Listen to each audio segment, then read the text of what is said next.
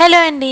నేనైతే ఇప్పుడు మా మమ్మీతో గోదావరి స్టైల్లో గోంగూర ఎండ్రాయిల్ కర్రీ అయితే చేపిస్తున్నాను. దానికోసం 2 కట్టలు గోంగూర, పుల్ల గోంగూర తీసుకుని 10 మినిట్స్ ముందు ఎండ్రాయిల్ అయితే సోక్ చేసి పెట్టుకోవాలి. ఇప్పుడు కర్రీ అయితే ఫస్ట్ ఒక కడాయిలో 1 గ్లాస్ వాటర్ అయితే వేసుకొని మనం క్లీన్ చేసుకున్న ఆకంతా వేసుకొని దానిపైన ఉల్లిపాయ పచ్చిమిరపకాయ వేసేసుకొని ప్లేట్ పెట్టుకోవాలన్నమాట. ఇలాగా 5 మినిట్స్ తర్వాత మళ్ళీ తీసి కలుపుకుంటూ కుక్ చేసుకోవాలి.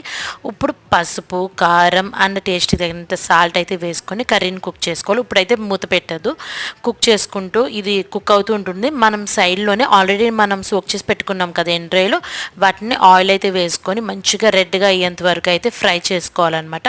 ఒక 10 మినిట్స్ అని ఫ్రై చేసుకున్నాక అండ్ అవి ఈ కర్రీలో మనం కలిపేసుకోవాలి విత్ వాటర్. ఇది కర్రీ కుక్ అవ్వాలన్నమాట ఇంకొక 5 మినిట్స్. ఇప్పుడు మనం సైడ్కి మొత్తం పోపు, వెల్లుల్లి, కరివేపాకు, ఎండుమిర్చి అన్నీ వేసుకొని ఆవాలు, జీలకర్ర పోపు అయితే పెట్టుకొని ఈ కర్రీలో మిక్స్ చేసుకొని ఇంకొక 5 మినిట్స్ కుక్ చేసుకుంటే సరిపోతుంది, అంతే.